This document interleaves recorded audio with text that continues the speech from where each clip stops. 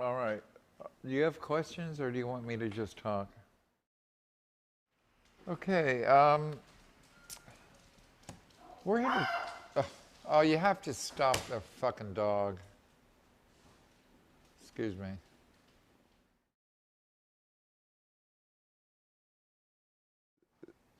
There was really so much that erupted during that period. And, you know, there's really no time like the early time that you are moving from total obscurity to visibility. There's nothing like it. Even having major exhibitions later on in life would not match the kind of just sheer weight of these early episodes in one's life. Again, when they are moving from somebody that's totally unknown and probably had no idea that they would be anything but that, to vantage points in which you finally see that, well, maybe you'll be part of something. Maybe you can join some collective spirit and make a difference and register in art history. So this is where Willoughby Sharp comes in for a lot of us, certainly me.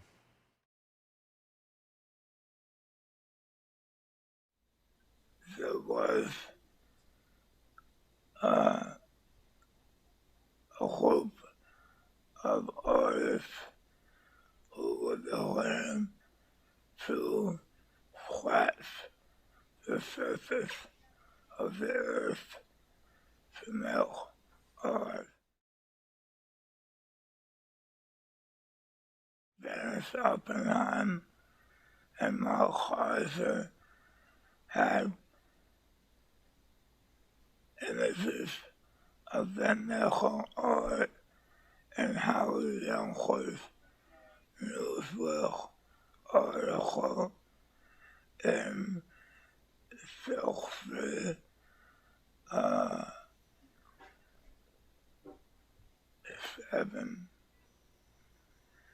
And it was very obvious that Earth was an important element. He was early in selecting the elements: earth, air, water, fire, as areas to focus on and to operate curatorially as somebody who could bring forth examples of interests that would fall into these categories.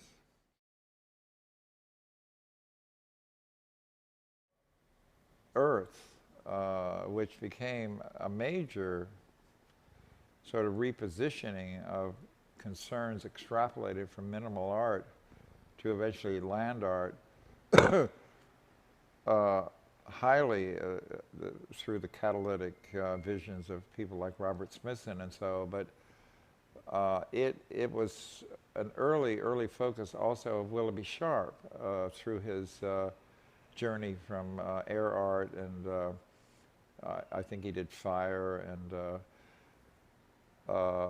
other forms, perhaps more in Europe.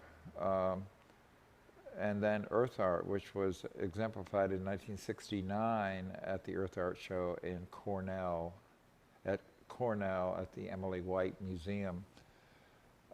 This was during the winter of 1969. This was really an important show. It was, I think, maybe the first collective land art-based show, which occurred under the auspices of a university museum,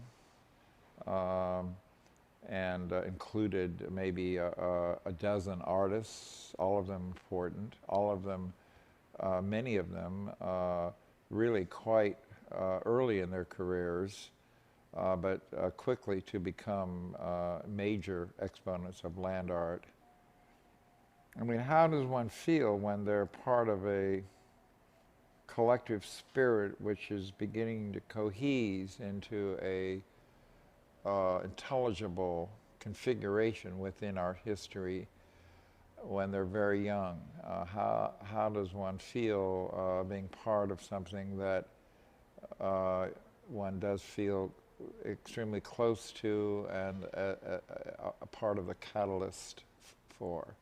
Well, you feel like you've never felt before. And it's within these early stages of working in this configuration that Willoughby Sharp enters. When I got to Earth Art, it was because Tom Levitt wanted to hire me to do an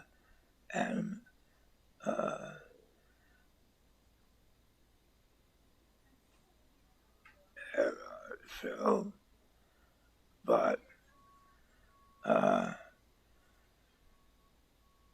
it was booked by Peter Phelps out of California for the dates in January of '69 that Tom Levitt wanted the show. So, since Levitt couldn't have the air art show, I convinced him to let me curate the next in the cycle of 4 shows, the Earth Art show. He was a artist curator. His home and his comfort zone was with the artists, and they were comfortable with him. He was one of them. So I wrote out a letter of invitation, and Cornell sent it out to these artists, inviting them to visit Ithaca, New York, which is where Cornell is, and for me to meet with them and discuss what work they wanted to do. These artists had to touch dirt. With their hands. Yes. Yeah. So, they did.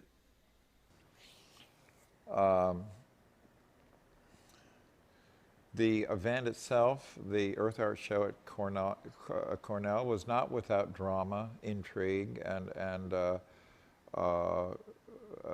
in some cases, signs of the attitudes and the limitations of young practitioners under stress.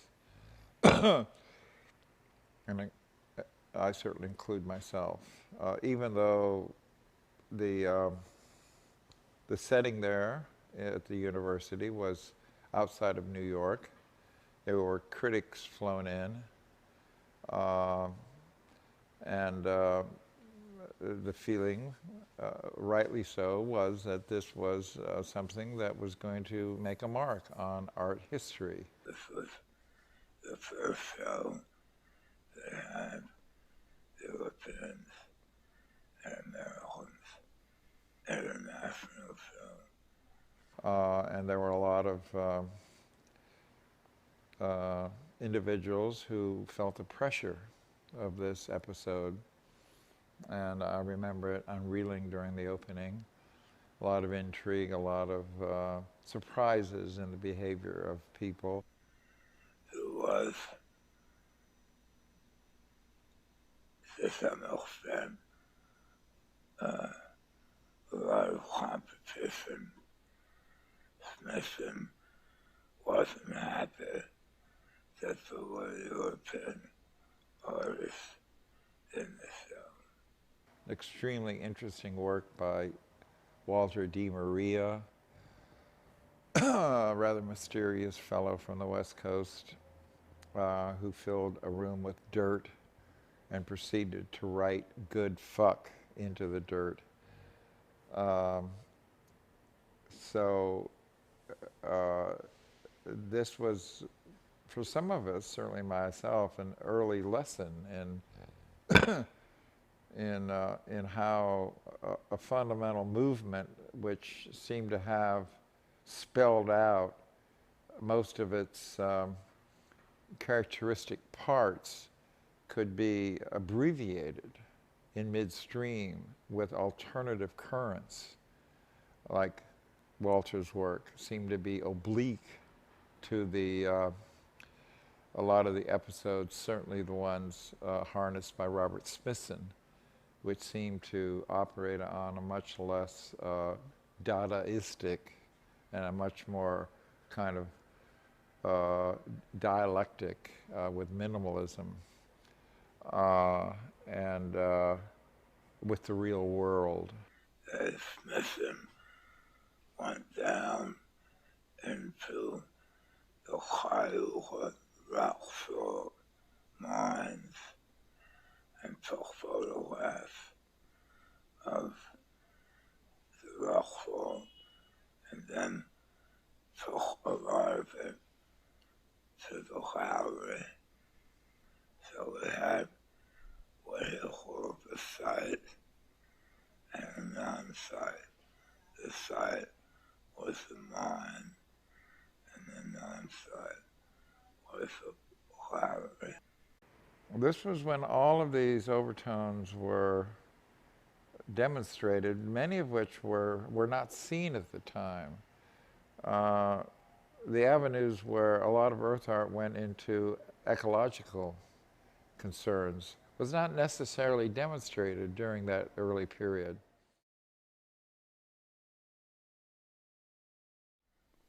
I realized how important this exhibition was, and I wanted a record of it to be made on film. So Marilyn Woodfill was there, and I gave her a large portion of the $1,000 that I got from Tom Levitt to buy film stock. And I said, Marilyn, use this film, black and white, stock, silent, and lines up below, and cover each of the artists doing whatever they were doing. So what we have this affair is about 1/6 or 1/7 of the footage that she shot. There's a huge amount of footage with other artists on their work. Ideally, would raise money and transfer that footage into many DVD with time code, and therefore our film is historical, indispensable material about Earth art because it captures the moment, actual moment. So we're very lucky to have it. So hopefully, after I die, I only have a few more months to live. There will be people who will want to make this material into a documentary film. Perhaps you,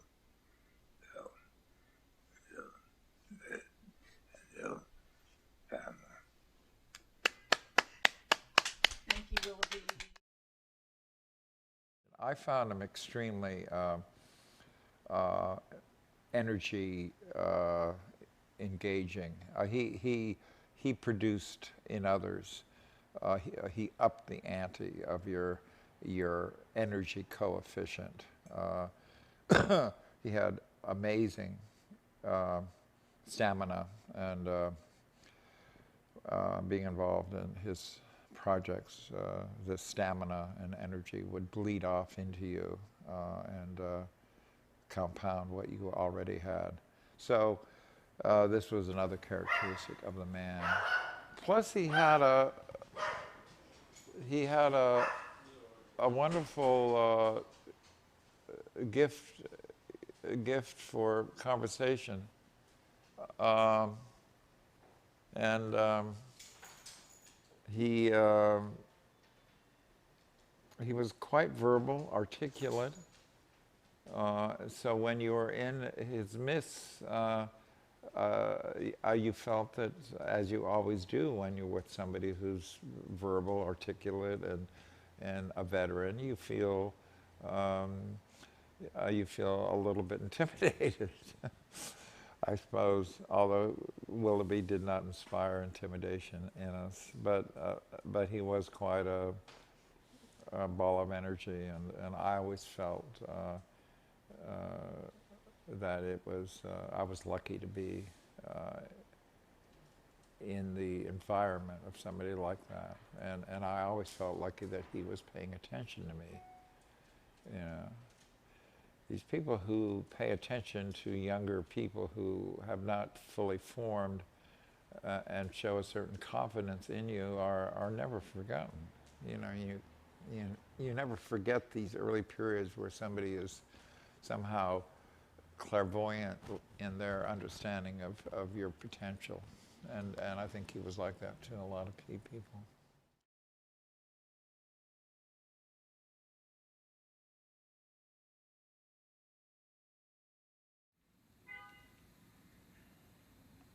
Is it audio? Yeah, there's audio. I've been in so much pain that I attempted to end my life, and I didn't